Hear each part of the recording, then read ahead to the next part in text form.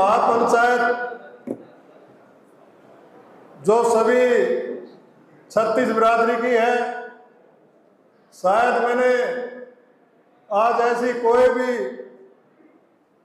हमारा वर्ग अछूता नहीं रहा जो इस पंचायत में नहीं आया हुआ। ये बड़ी खुशी की बात है। साथियों, मेरे से पहले बहुत वक्ता जो बोले हैं बहुत वरिष्ठ हैं और बहुत ही समझदार। मैं कुछ बातों का ध्यान आपकी तरफ ले आना चाहता हूं।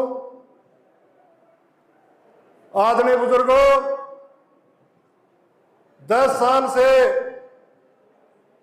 ये सरकार केंद्र में, हरियाणा सरकार, आज से 10 साल पहले जब सेंटर में कांग्रेस थी, हरियाणा में भी कांग्रेस थी, तो दुष्प्रचार करके, कुप्रचार, भ्रम प्रचार करके लोगों में डाल दिया कि मौजूदा सरकार ना किसान की तेजी है, ना मजदूर की, ना नौजवान की, ना महिलाओं की, ना व्यापारी की, ना कर्मचारी की। इस सरकार को बदला जाए। एक चेहरा हमारे सामने पेश किया गया नरेंद्र मोदी जी का, और नरेंद्र मोदी जी ने कह दिया कि किसान की आय दुगनी कर दूंगा, 2 करोड़ रोजगार दे दूंगा, देश में महंगाई कम कर दूंगा और सेना का मनोबल बढ़ा दूंगा।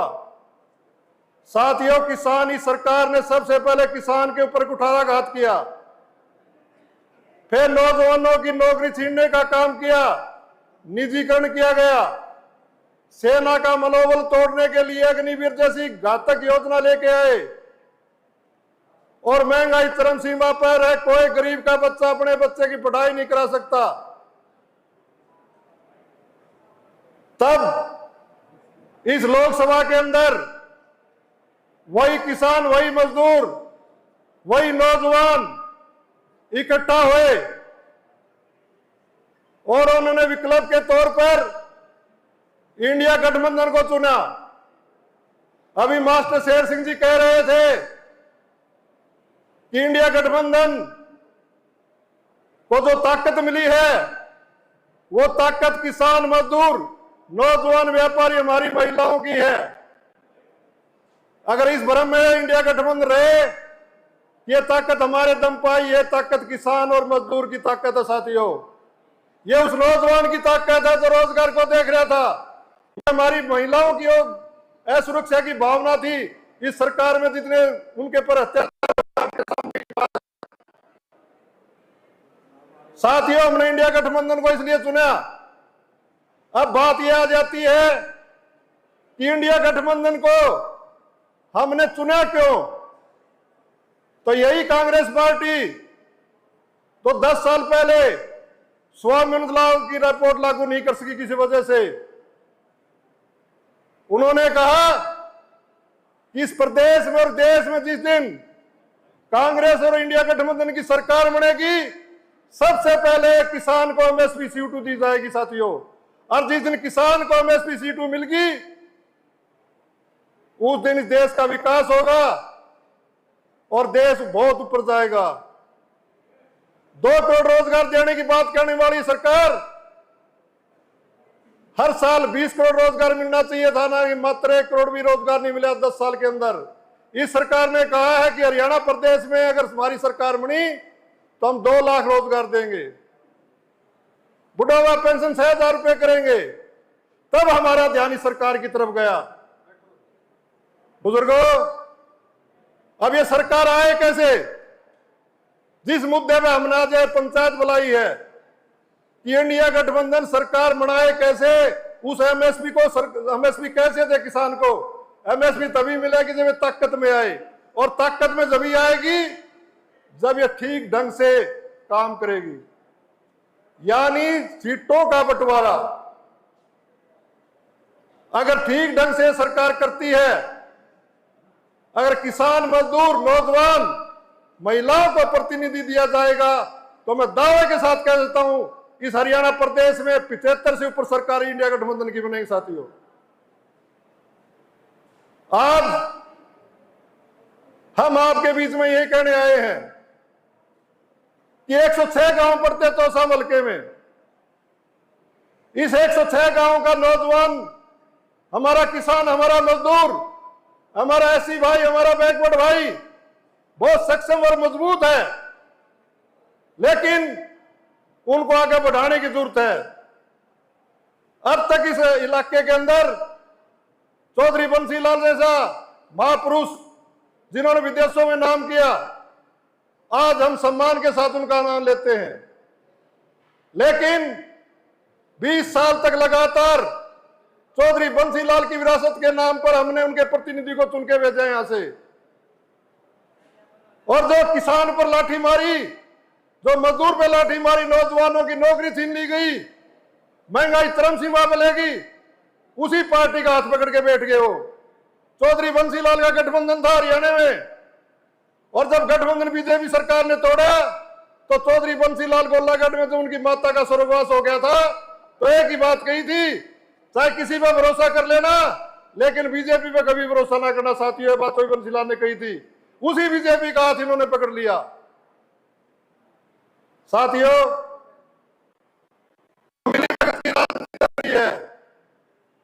वो आपके सामने है। 2009 से लेकर 2024 तक यह मिली भगत की राजनीति है।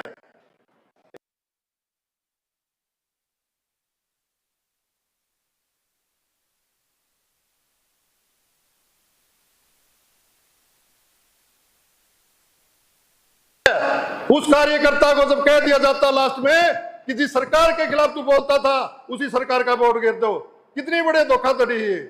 इस धोखाधड़ी से बचना साथियों, यह धोखाधड़ी से बचना है। मैं किसी की व्यक्तिगत आलोचना नहीं करता, लेकिन ये मिली भगत की राजनीति बंद होनी चाहिए साथियों। अगर मिली भगत की राजनीति बंद नहीं हुई तो 106 गांवों में से कोई भी नौजवान, कोई भी आगे नहीं बढ़ेगा।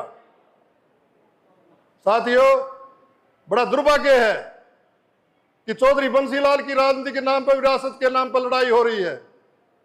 मैं तो ये बुजुर्ग बैठे हैं, ये पंचायत के हमारे अध्यक्ष मंडल बैठे हैं, हमने तो ये एक बात सीखी थी कि भाई अगर झगड़ा परिवार में हो जाता है तो पंचायत निपटाती है उस झगड़े को।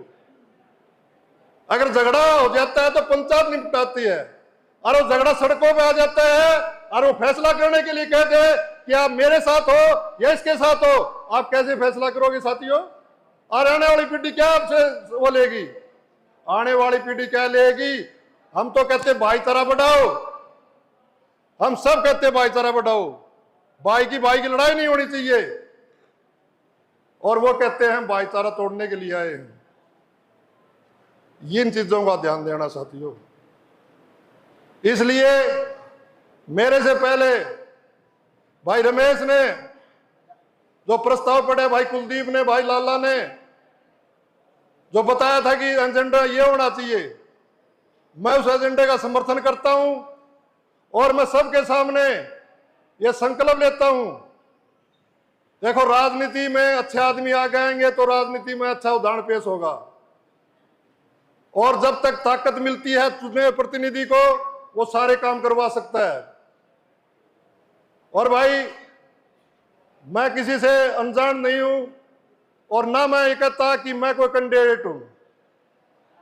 मैं एक बात कहता हूं कि 106 गांवों में ये जो सरकार आने की बात कर रहे हैं, इंडिया गठबंधन, कांग्रेस पार्टी, आप सर्वे करवा लो।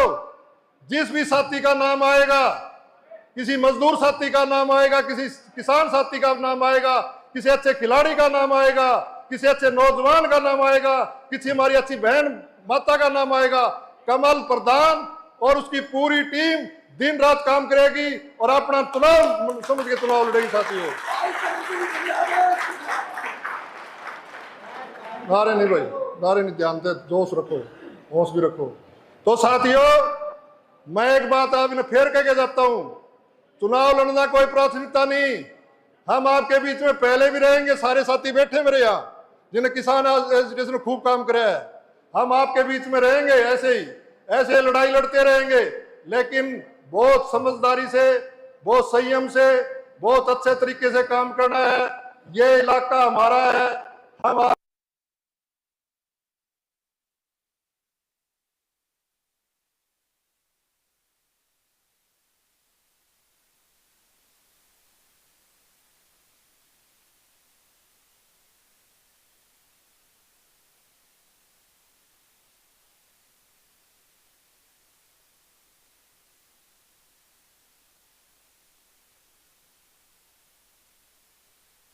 तो अनुशासन में नहीं है और नौजवान को अनुशासन में रहना चाहिए।